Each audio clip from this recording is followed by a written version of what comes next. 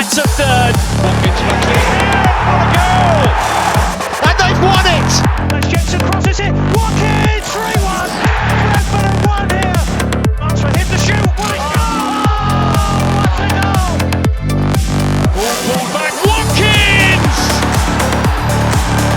When they needed him most, Lonnie Watkins steps up to the stage. Welcome to the run-in. I tell you what, I'm not sure I was ready for all this. It is getting tense, but I love it. Another big week, another 6 points, and we're still in the hunt. Also, shout out Thomas Frank, Manager of the Month, well deserved, and I'm so happy to say, joining me again, keeping me calm, the Ambassador, Marcus Gale. How are you? I'm very well, thank you, Stu. I need you to be one of those calm apps that can just reassure me it's all going to be all right and chill out, because I was an absolute mess on Tuesday. Can you just record me a few voice notes I can play? I can do that, I can help you. You've got to learn to breathe first. That's Yeah. the most important thing. Learn how to breathe and calm yourself down like that. But as the games are going on, we're building up that excitement.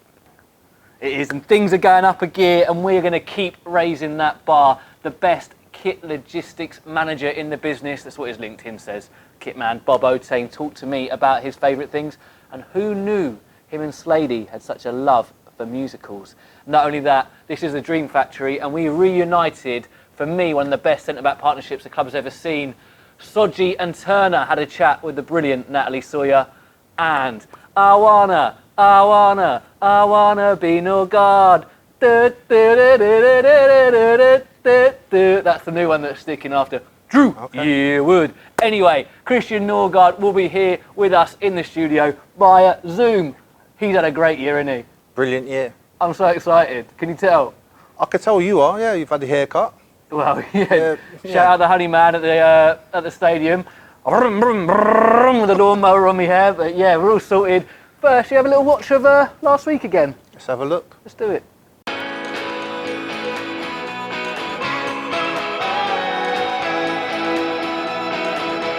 There's a pay-per-view tonight. You and your feelings driving back on those times in life when everything seems so right. There's attributes that you've got which others have simply not. Now listen, control your mind. We all overthink at times. You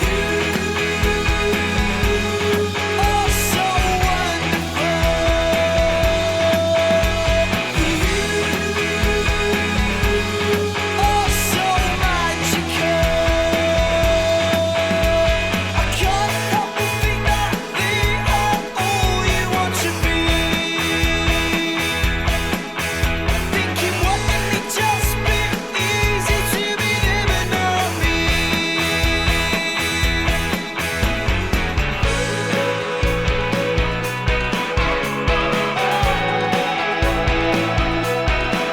It's come for less than a week these days till the pattern is overplayed.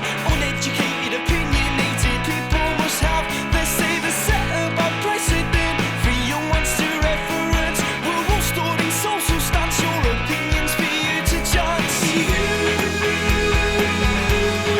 are so wonderful.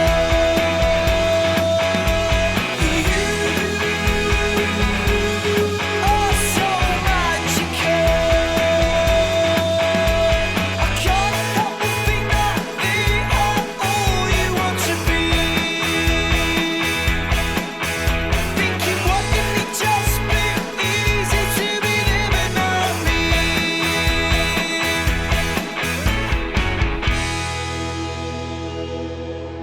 So now we've all got no money and we're all in debt, but we are well into that club who we saw on the net.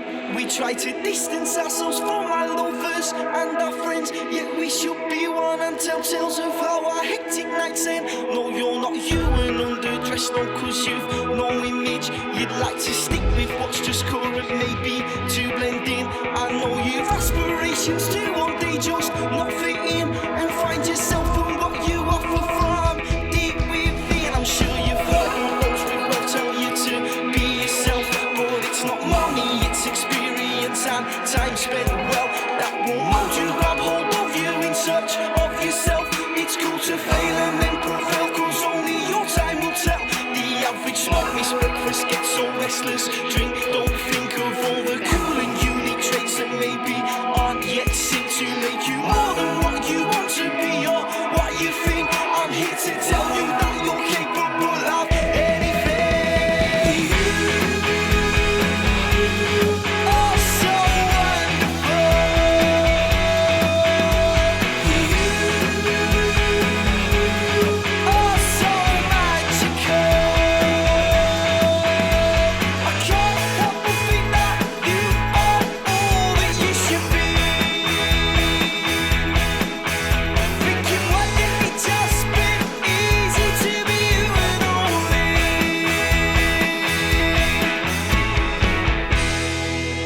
Marcus, it's been a top start from you. Got Norgaard coming up. He gets in these areas. I need this from you round there, yeah, okay?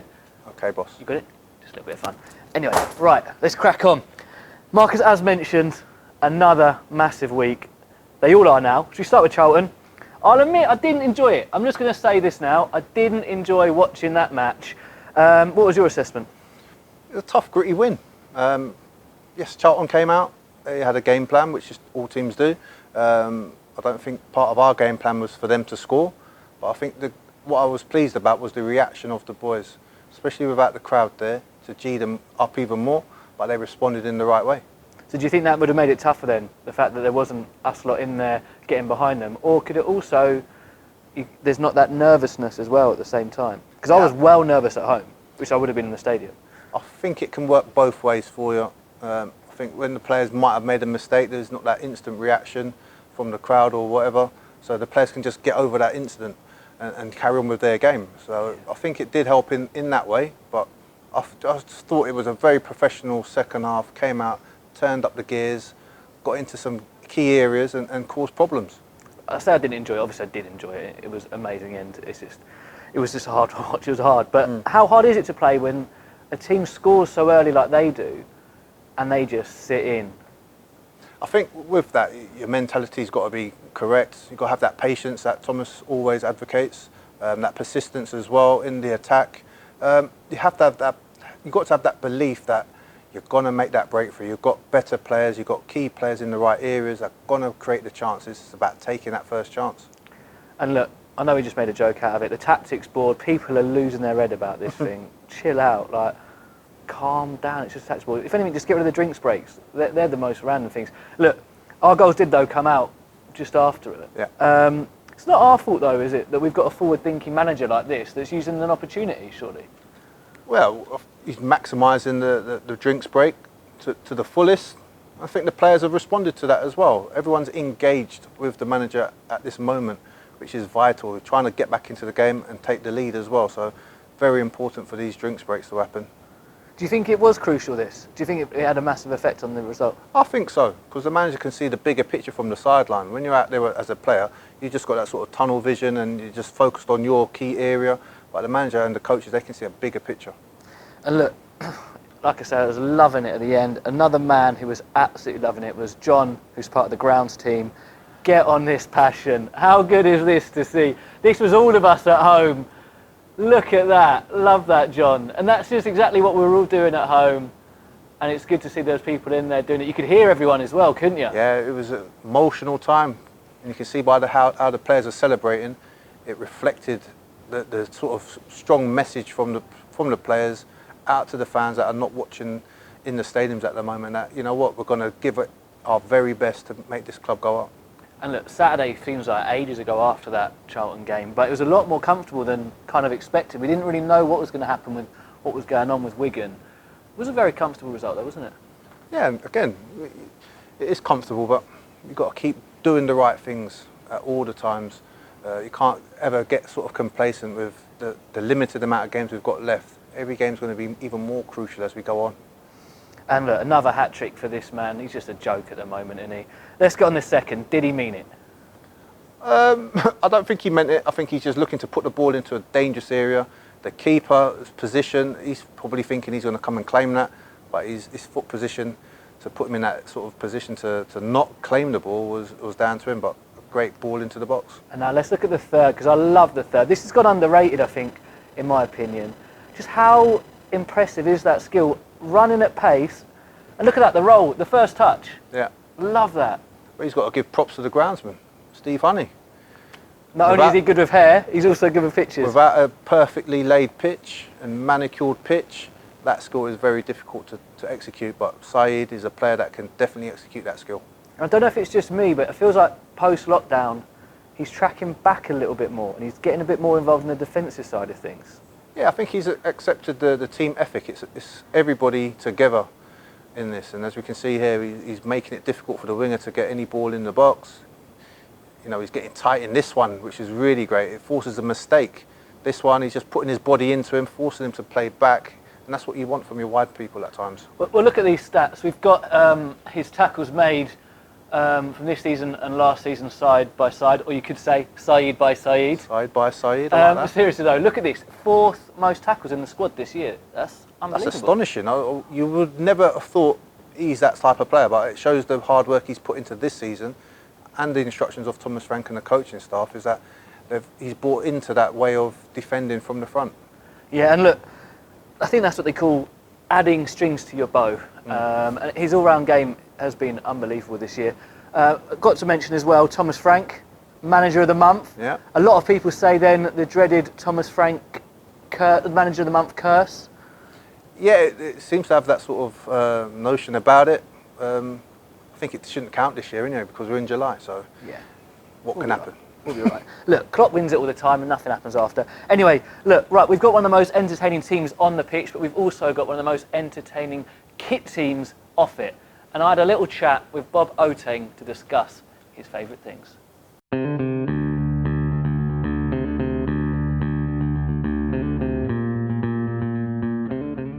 Liverpool, first team I saw play live. My dad actually took me to watch QPR, and they were playing Liverpool, and he was a QPR fan. And I just liked the Liverpool kit, just the red. They were wearing all red, and we come out the game and he said, "Oh, you know, QPR were good." I said, "No, I like Liverpool because their kit was nice." So I just followed them after that. Thank goodness that the kit stuff was in you from an early age. Yeah. Or this could be a very different chat right now. It would be a very different chat. When I was really young, Kenny Dalglish was kind of just finishing, and I remember him. And then as we kept going, I just loved Rush, Barnes, just evolved around that Liverpool team, all the great Liverpool team. Have you ever met any of them? Funny story, we went to, I was with Brentford and we went to Celtic Manor the year of the playoffs when we got to Wembley.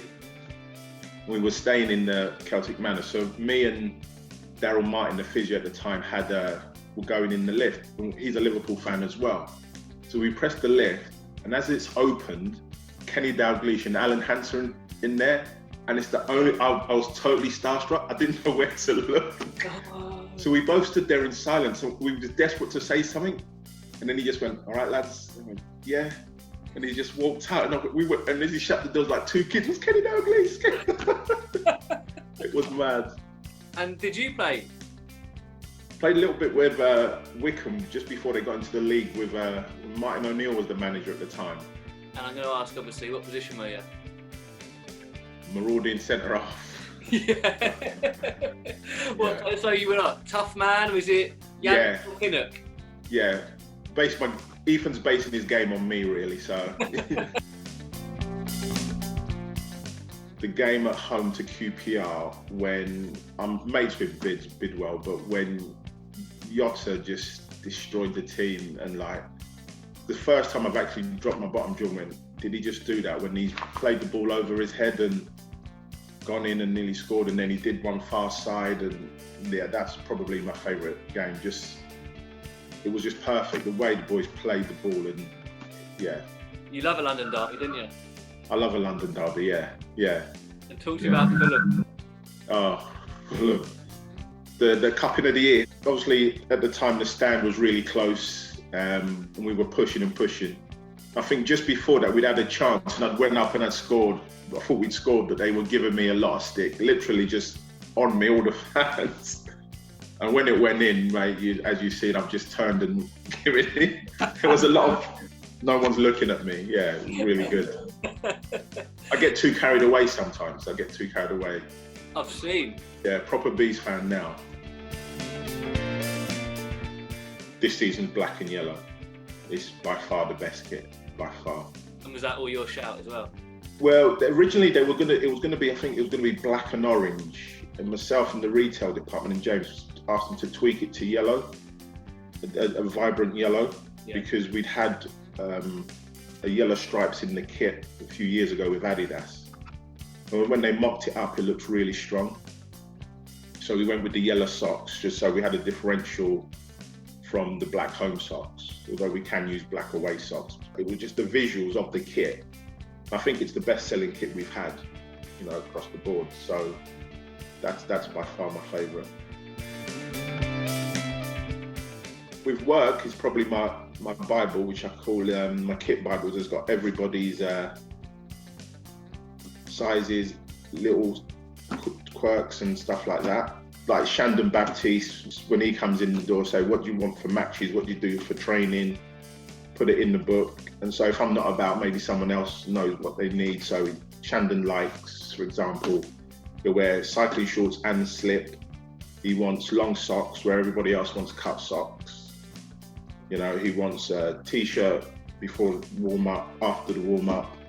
Some of the guys will have something totally different. So it's just keeping that, and I just keep it in a book. I know it off by heart, but it's just there.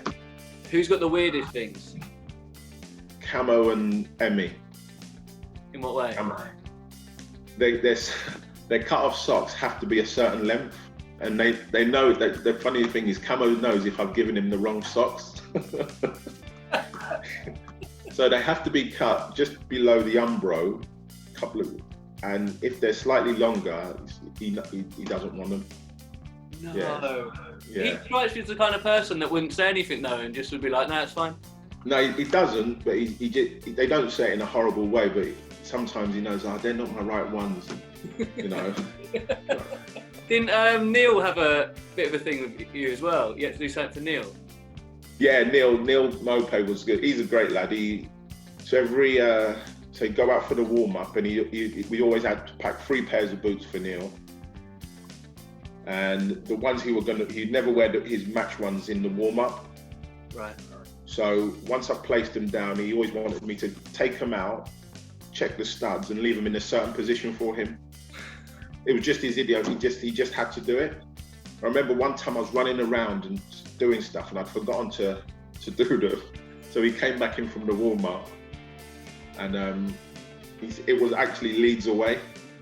You know the famous. Yeah, this is fun. Yeah, something, because their dressing rooms were all really weird.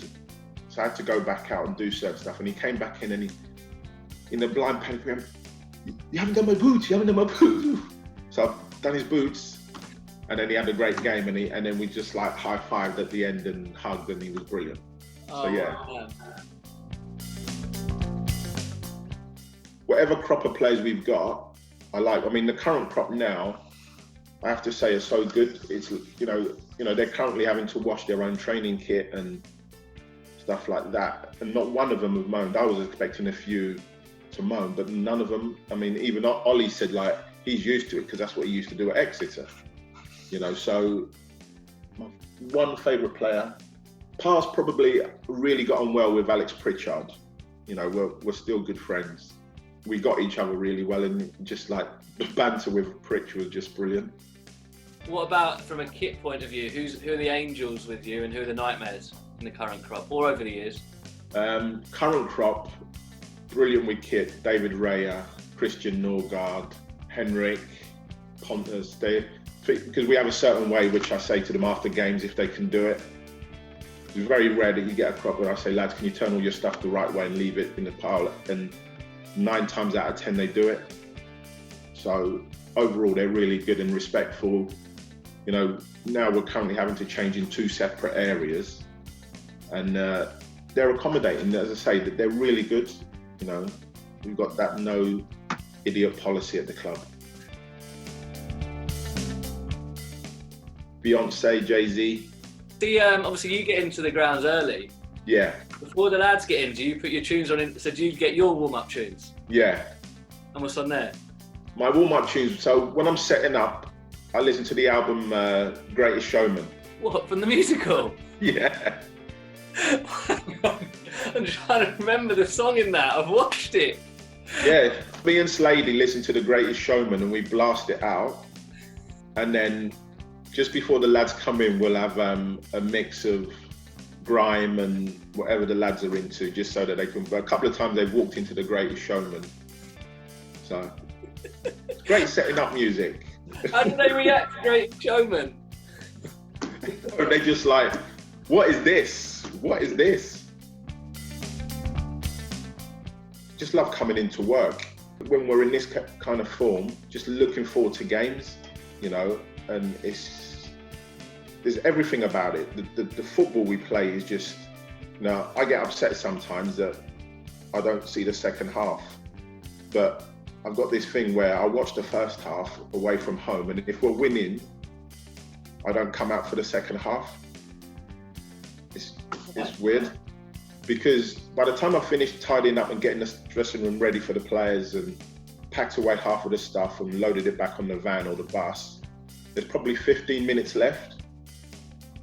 So what I end up doing is just lying down, taking a chill, and I always was listening for the crowd noise.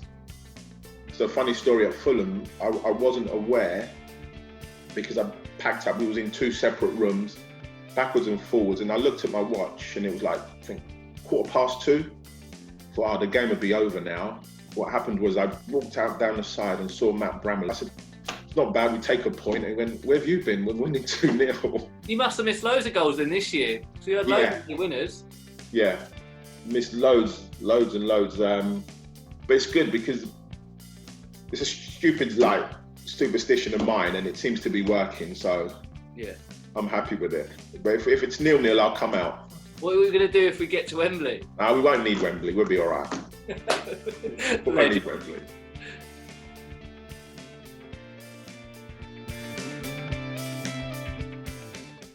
I love Bob.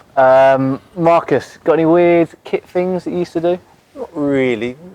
If it is weird, I always put my left shoe on or left boot on. Playing loafers, did you?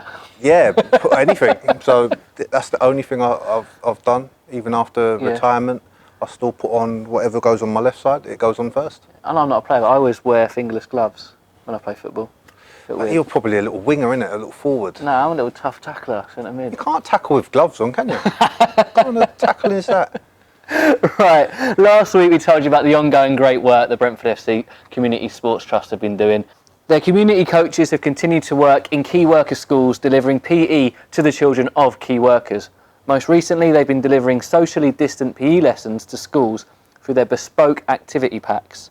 The packs, which include a skipping rope, cones, and other physical activity resources, are being used at a number of schools through the Premier League's Primary Stars initiative. Here are the packs, and if you feel like your school could benefit from these, please do get in touch with the Trust on all the usual social media channels, and also here is the Trust website below. Marcus, next double dose of games sees us play Derby and Preston. Derby tomorrow in the early kick-off. Them like us have done pretty well post-lockdown, and I'll be honest though, when I saw them at West Brom in the week, I was less than impressed. Yeah, I was too, and I think many Brentford fans would feel the same as well. I'm expecting them to come out and really give it a go against us tomorrow. I'll be disappointed if we can't go there and get something as well, especially the way we're playing. We've come back from a 1-0 sort of deficit to come back to win that match against Charlton, so I'm looking at more of the same tomorrow. Yeah. Will their result against West Brom be a big bearing factor on how they played against us, do you reckon? Because now they kind of need that result against us. Yeah, if I was Derby, I would have thought trying to get a point at least at West Brom and something in our game against them tomorrow as well, but they've lost, so that might put a bit more impetus on them coming out to try and win the game. And they're taking full advantage of schools not being back by playing all the kids. Yeah. Seriously though, how tough will it be for those young players going into something like this and this run-in, or will they be playing with no fear? They'll play with no fear, and they're getting an opportunity to play, which is great. They're trying to make into the playoffs. You're up against a very top side in us in Brentford. What a great experience it is for those young players, and it's credit to Derby, but we've got to go there and finish off the job. To be fair, they are a talented group. One man whose experience has been massive for them. I know everyone's going to say, "Oh, why do you have to talk about him when you talk about Derby?" But Wayne Rooney, look, you can't escape the impact he has had. How key will he be with those young lads?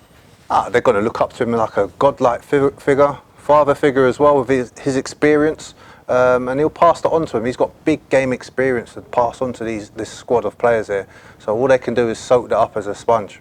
Hey, he's got big game experience. He's played in everything. He's never done a playoff. Different kettle of fish, though, isn't it? It is different, but the circumstances are the same. You've got to get through those tough moments of the games. There's key moments in there that are going to be testing, and it's how you overcome those. So hopefully they can't do it tomorrow. Well, look, he has had an impact. Let's have a little look at his record since coming in. The West Brom game has taken a bit of the gloss off this. But they're a different team to the one that we waltzed past earlier in the season, aren't they? Yeah, they are. As I said, they've got a lot more energy in the side with all the youngsters in the team and around it, and that will give them that sort of, as we said earlier, that fearless sort of approach to the game. They're gonna have caution to it as well because they know how good Brentford are, especially in the attack. Yeah, and let's have a little look at the last 5 matches actually between the two sides. Like we say, for Derby, the last 2 games have actually taken a bit of a gloss off this because the first 3 were pretty impressive results. Because they did drop those points, they really do need something against us, don't they? With everyone chasing at the moment for that last place. And I saw Koku actually was playing down their chances and saying how tough it is going to be for them to get into that last playoff place. Well, he's doing the man management because he's got so many young players in his matchday squad. He doesn't want to put too much pressure on them. He wants them to stay relaxed, enjoy the occasion, enjoy the last few games and try and get into those playoff spots. But as I said, for us, we've just got to go there and continue the good work we've started in this restart. Well, look, both our games are live on Sky this week. The second being Preston, so in case you missed it, that has been moved to Wednesday now, live on Sky. Our Preston game is sandwiched between the top 2's fixtures, so Leeds playing after us on the Thursday and West Brom on the Tuesday. Does scheduling have an impact at this stage? Yeah, it can. It can have a positive and a negative. We seem to play before the top 2. But that's pressure in itself because we've got to put pressure on the top 2 by winning our current match. So it can work in our favour in that degree. But the games are thick and fast. Everyone's got to play at certain times. It's pressure on everybody, whether you're the top 2 and looking over your shoulder, or whether you're in our position 3rd spot and looking up to try and catch them. Marcus, what's your favourite double act? Double act. I can't say what it was before. What did you say? What did I call it? Stimpy and Ren. Stimpy and Ren. It's Ren and Stimpy. Yeah, just like I'd have my vinegar and salt crisps. Yeah. Mine's actually Marcus Gale and Stuart Wakeford. I'm sure a lot of Brentford fans will say these two, Sodje and Turner. We reunited them after 14 years. Is how it went. Mickey T! Turner! Turner!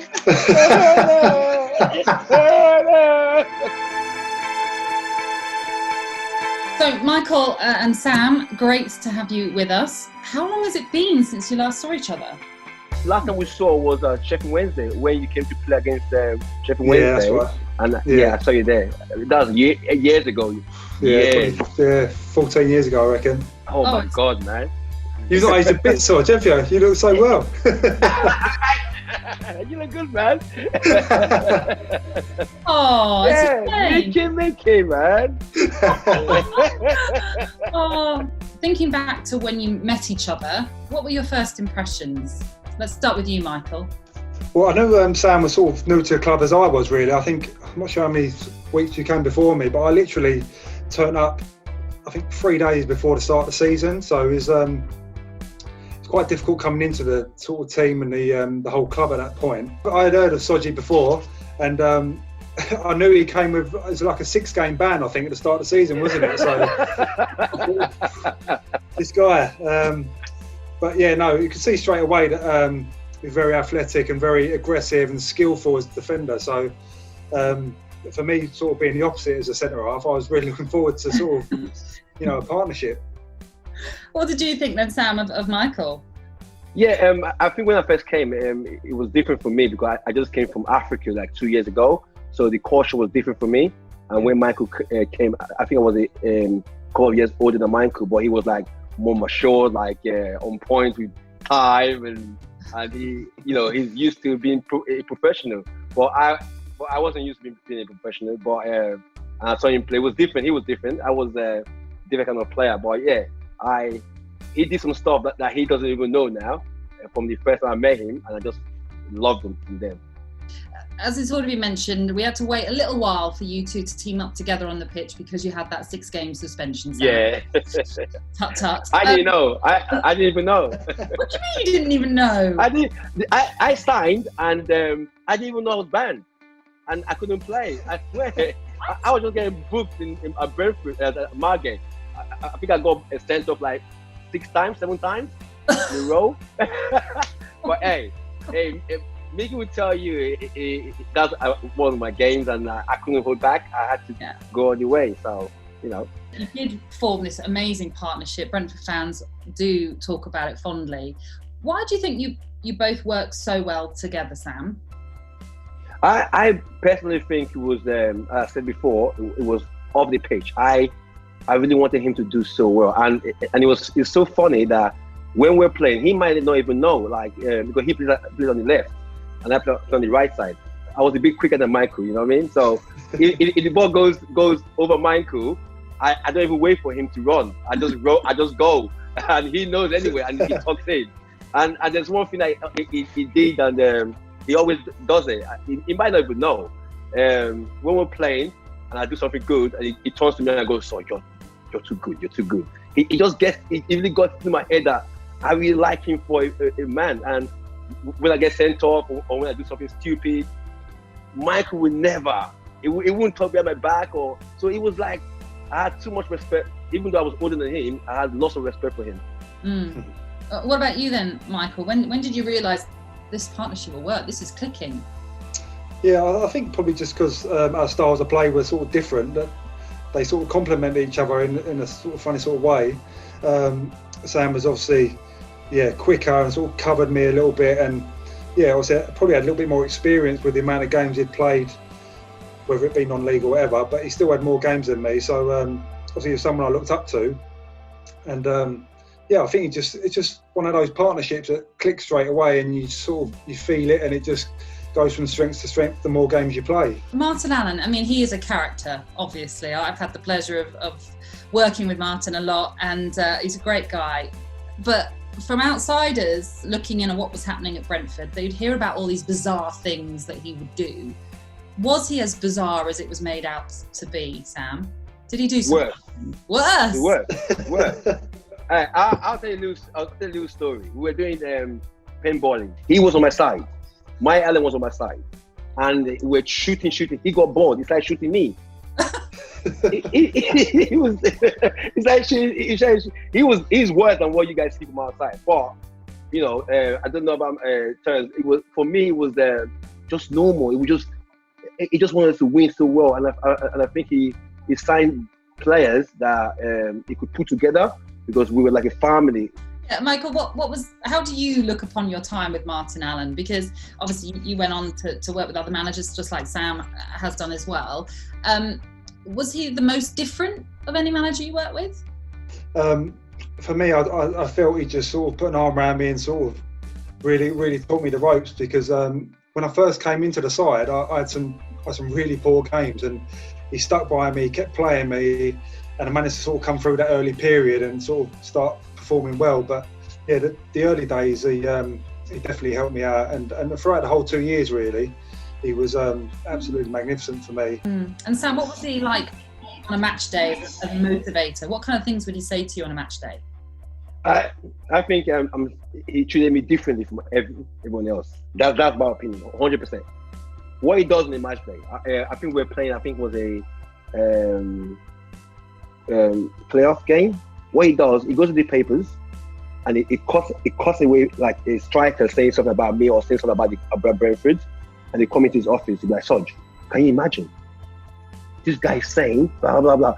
He knew that I could take it. I couldn't take it. Michael Todd is different. Mike was more gentle. So I get all hyped up and I can't believe he said that. I'm gonna kill him. So he's got different ways of. So he would never put his arm around me. Never. If I go to him and say, "Oh, Gaffer, I think I'm tired," he'll be like, "What?" He would never.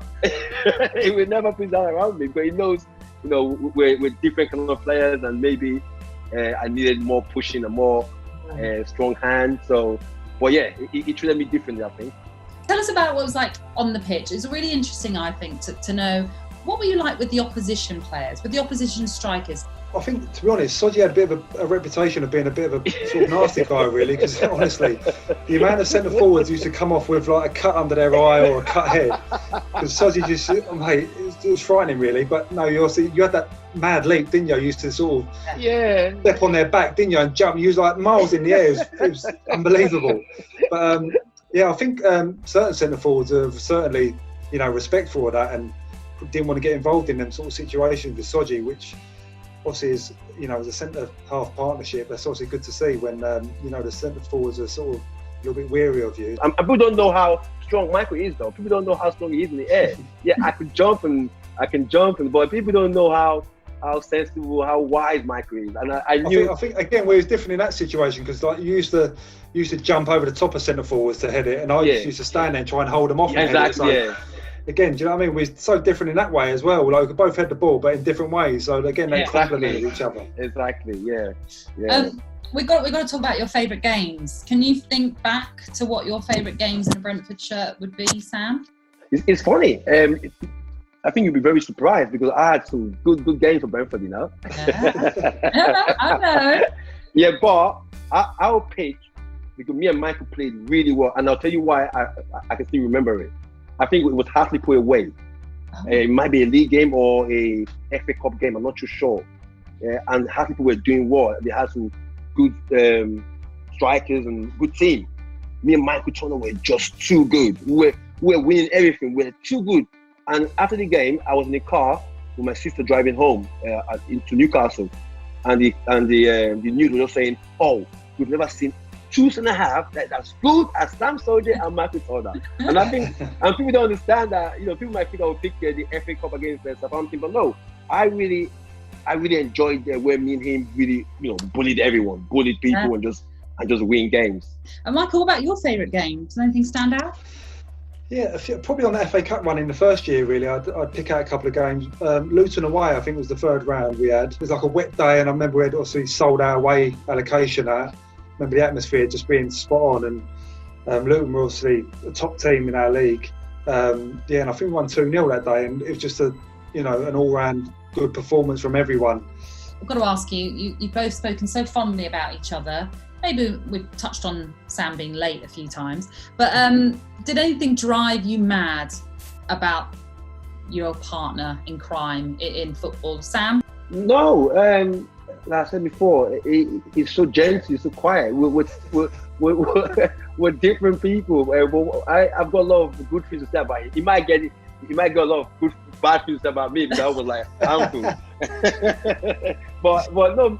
There's nothing to hate about Michael. Michael, like he probably understood me more. Like he didn't even get my space. He was just a gentleman. Even though I was older than him, he had a good head, man. He was a quiet guy.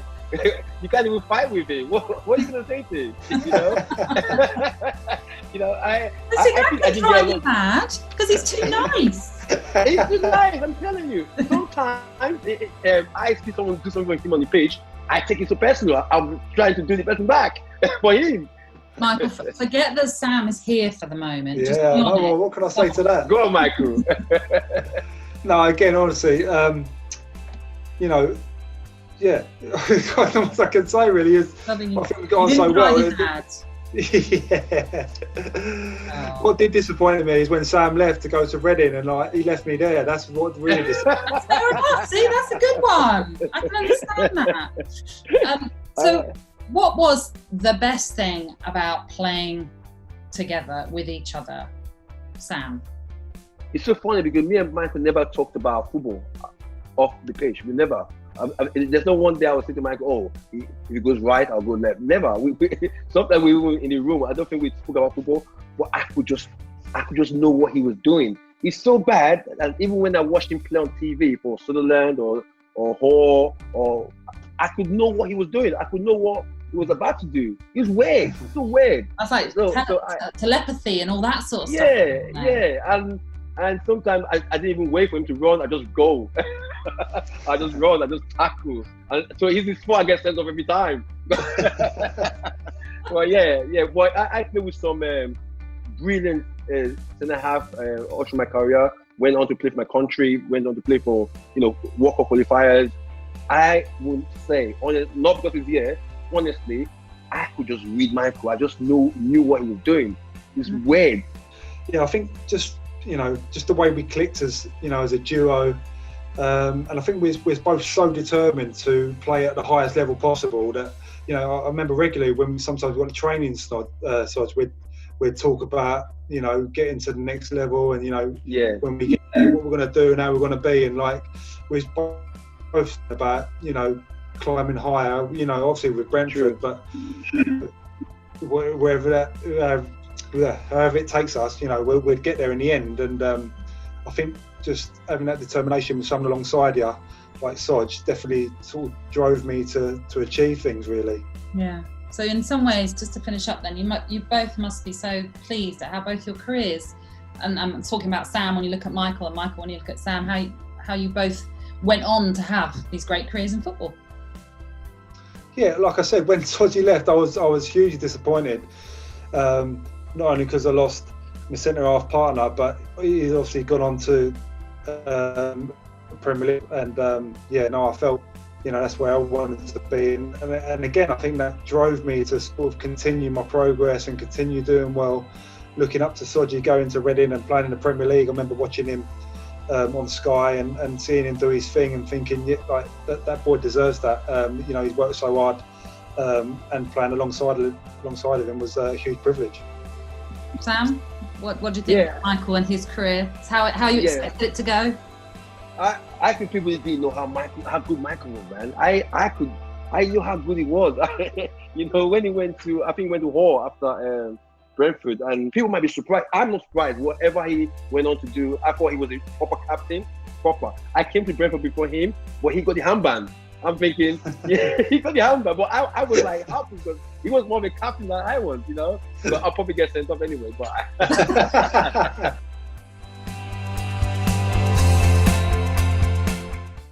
Oh, I love that. How good was that, seeing them back together? Look, Marcus, you played with them. I mean, who haven't you played with, to be fair? You had to go up against them in training. How good were they? Yeah, very good. They were both quite young at that stage when I was there, but you can see them mature and grow throughout the seasons I was there, which was only a year and a half, but you can definitely see the maturity, especially in Michael Turner. He came in quite raw, a little bit naive, but he wanted to win. Sodje, on the other hand, he was extremely raw, had a great appetite, and boy, did he just go through the season and just grow like a man mountain, and cause a lot of problems for you know, defending sides at corners and set plays. Did you always know they'd go to the top? They both played in Premier League. Yeah, I had a good feeling, particularly with Michael Turner, the style of play. Very good on the ball, a bit of a thinker as well as a centre half. Sodje had the sort of Premier League sort of pace, the tenacity, and you can see him getting into that level. It was just a case of how long is he going to stay at that level, but both two very good players. What was Sodje like in training? Was he as brutal in training with you lot as he was on the pitch? Yeah, you didn't want to go up against Sodje in training because he'd always nick you with something and it would be totally accidental. With Turner, he was a very good student of the game, coming from Charlton at the time, and he learnt so much under Martin Allen. Well, look, one man who doesn't need to tackle half the time because he's always in the right position is Christian Norgaard. And I'm delighted to say he's intercepted this chat to join us now. Christian, how's it going, mate? You good? Very good. Happy to be here. Good stuff, good stuff. Look, there's only one place we can start. Charlton on Tuesday. What was the feeling like in that dressing room after the game? Oh, it was great feeling. A bit of relief, obviously, after going behind early in the game. And yeah, it was a tough one playing against the five, conceding early. We just managed to stick in there and show big character and big moral to get back in the game. Creating a lot of chances throughout the second half, and to see Ethan make the final goal there in the end was brilliant. No, mate, I didn't even play, and I was pumped with adrenaline for hours afterwards. How do you sleep after a game like that? Yeah, I don't. It makes it easier now with a newborn baby in my house, so I'm on duty after the games at least.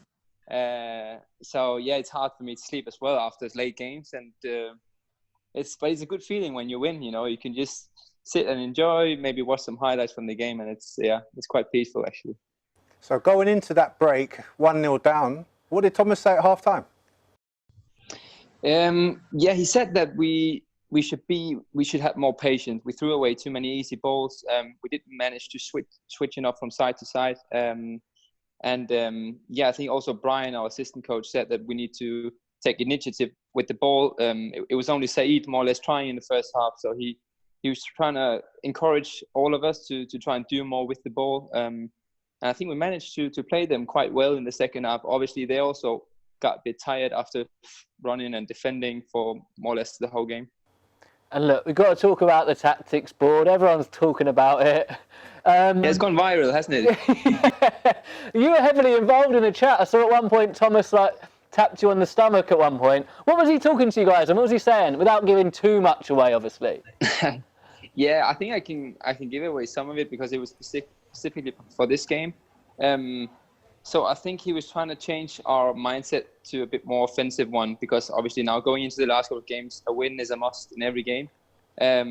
So he was trying to put Ollie, Brian on the last line on each side to get their good foot, to make the early crosses or the crosses from the baseline, and then get Said more in a free role in the middle, as a, if you can call it, false number 9. Yeah, I mean, it turned out well, didn't it? We managed to score 2 goals, so I think credit to Thomas and the coaching staff for using the water break clever. Exactly that. And look, I was a mess watching it. I don't know how you guys managed to cope with the pressure. You were all just playing with such calmness in that last 15 or so. Yeah, I don't know if it felt like calmness. We're just hunting really at the moment, right? Of course in this game we were hunting the 1-0 defeat, and in the big picture we're hunting 2 teams above us, and it's quite interesting. You play a bit more free. You don't think about what you got to lose. Instead of, you're more in like, we got everything to win. And I think we just stuck to the game plan in the second half in particular, and yeah, fortunately it turned out well. Has the break helped the squad? We look super fit. Yeah.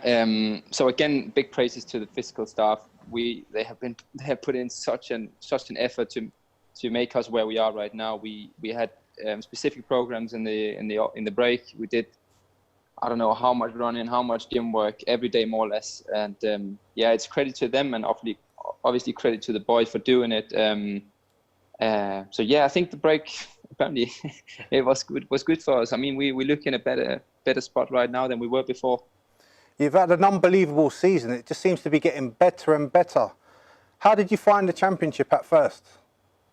First of all, thank you. I think it took me a bit of time to get used to the tempo, and maybe coming off from a bad year in Italy where I hadn't played much. I just needed to get the engine going again. And yeah, right now I feel really happy in the team, not only on the pitch, also off it. I think we got a bunch of great guys and just so many great people around the club, which makes it easier every day to enjoy your job, really. Yeah, you've kind of asked my next sort of question. Was it hard not playing so much last season? Yeah, it was tough. It was tough. You get that punch, in your self-confidence when you sit out for 8 games in a row and then you start in, and it's just like it's really hard to adapt after you don't even get like 5 minutes, 10 minutes occasionally. You just straight in start after 7 or 8 games sitting out, and I didn't manage to deal with the pressure proper enough, and I felt I didn't feel the trust from the manager, which didn't make it easier. I felt that he was a bit worried playing with me, so he kept on encouraging me, saying, don't be worried, but I felt that it was him who was worried about playing me, and that's never a good feeling as a player when you feel the manager doesn't really trust you in there. So yeah, it was a tough season, obviously, but good decision to come here. What about the formation change this season? How did that affect you personally when we went from 3 at the back to kind of how we set up now? Yeah, I think actually that was my first good game of the season, was against Barnsley away when we changed to the 4-3-3. So I see myself more as a 6, more as a defensive midfield player, and so yeah, obviously this system works better for me. But I can also play a 2-man midfield. It's just from my perspective, it fits me better sitting a bit back and letting all the other guys do the offensive stuff, and I can try to hold back in the midfield. You make the role look so easy. Is there anything in particular that you work on in training? Not much. My communication, I think, is the most important thing. Thomas is really pushing me to keep talking, even in the small exercises in training. And if you do that every day, it's just, you get it in underneath your skin, and you use it as well in the games. And obviously now, when there's no fans, you can actually create your own kind of atmosphere in there by just being the loudest team, because I think the opponents feel that if you're playing against a team and everyone is speaking and it's so loud, I think definitely you get intimidated maybe a little bit as an opponent. And you touched on your manager at Fiorentina maybe didn't show that belief in you that Thomas clearly has, and you've worked with Thomas before at Brøndby. How similar is the Thomas Frank you knew then to the Thomas the Frank now? He's still the same manager and the same person. He has the same values. He's probably just a more experienced manager than he was at the time. We all grow as players, coaches, and persons, and I think the way he's developed into his own has been really, really good. And it's a pleasure working for him and playing for him. Do you guys chat a lot about football off the pitch? Yeah, we do actually. We do. I think he's the kind of manager who comes to you personally also off the pitch, and trying to obviously get to know you better, but also like you said, talk about different kind of tactics, and it helps you also as a player to try to play from a manager's kind of perspective, if that makes sense. So trying to be your own manager and like influence the game, because as a manager, it's not always easy to try and change things from the outside. You need players inside there thinking for you. You mentioned earlier that you're very vocal on the pitch. Have you always been like that? No, not always. I've been captain like in the youth teams, and I was in Brøndby as well in the end. But I think it's definitely something I've developed quite well, and I think it's an important thing because it keeps me in the game.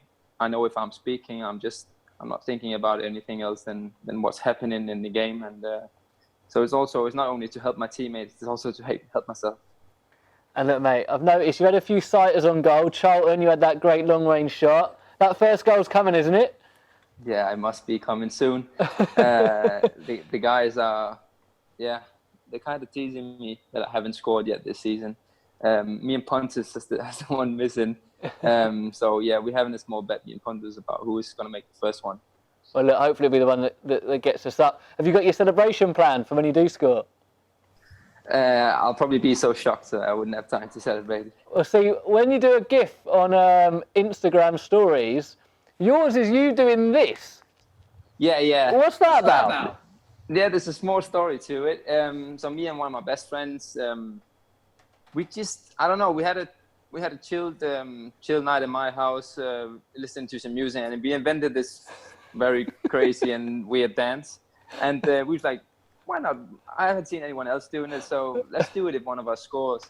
And we played a friendly against Liverpool, full stadium, 40,000 people in there. And I scored the first goal to 1-0.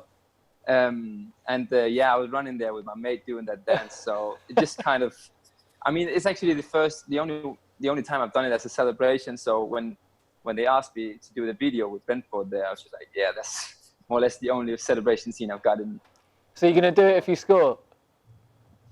Yeah, why not? I mean, now that we're talking about it, I almost forgot it, but now it's good that you mentioned it. I'm sure I will do it against Derby now on Saturday. Brilliant. Top man. Thanks for your time, Christian. Really appreciate it. Yeah, of course. Oh, Marcus, I just love him. How important, though, are players like him to a team? He's vital to the team. He's got a lot of excitement, a lot of pace down the flanks, a lot of attacking prowess through the midfield, but you need someone that can just calm things down and clear things up if we're under any sort of pressure. And Christian Norgaard, he does that perfectly well. He's just a manager and teammates' dream, isn't he?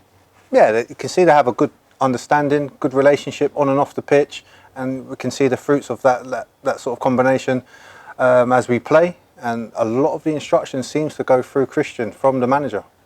And look, his positioning is unbelievable, as we spoke to him about, and also the interceptions he's made. Is this his best attribute? I think it's one of his best attributes. As I said earlier, his communication is probably the most important one, but the physical side of him, in terms of he covers everybody. If the fullbacks go forward and we might have lost the ball, he's the first one to fill in that space that they've vacated and covers that back line so well. You look at this, that's basically the back four and him. That's such a solid base and foundation that we work from, isn't it? Yeah, that's how we build our attacks. We've got that solid foundation along with the keeper as well. And once that is intact and it's solid as it's showing all season, we can perform as we're doing offensively. I can't wait to see who wins that bet between him and Pontus. Who do you reckon is going to win it? I've got a good feeling Christian's going to score within the next 2 games. No pressure. And then we're going to see the celebration. Yeah, hopefully we can see that. Well, talking of Pontus, last week for our competition, we asked him who makes up the worst excuses to get out of fines. Now, we revealed that it was going to be Sodje was one of them because obviously he made it pretty obvious. So we wanted the other 2 names. Let's see what he said. Pontus, the question is, who comes up with the worst excuses to try and get out of paying fines?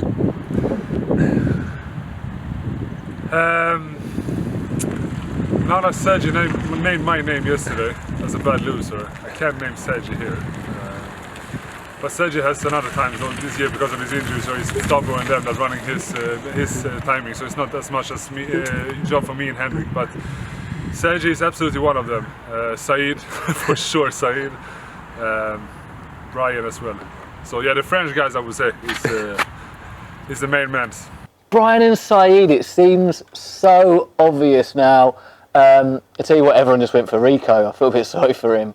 But look, not many of you did get it because of that. It does seem so obvious though, I don't know why. How many correct entries did we get in the end? It looks like just one. Just one. I mean, there was a lot of entries to be fair. Go on then, tell us who it was. Okay, here we go. Jack Spencer-Jones.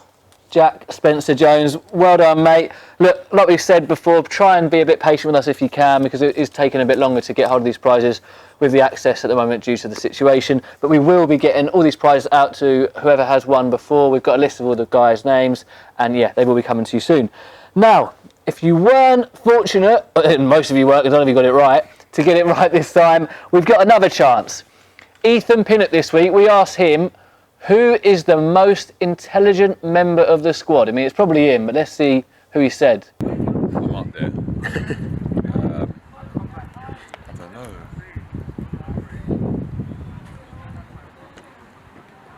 It's a tough one, to be fair. I'm gonna go. So, who did Ethan say was the most intelligent member of the squad? Get in contact the usual way, and we'll also upload the video midweek, so you can just reply and comment to that.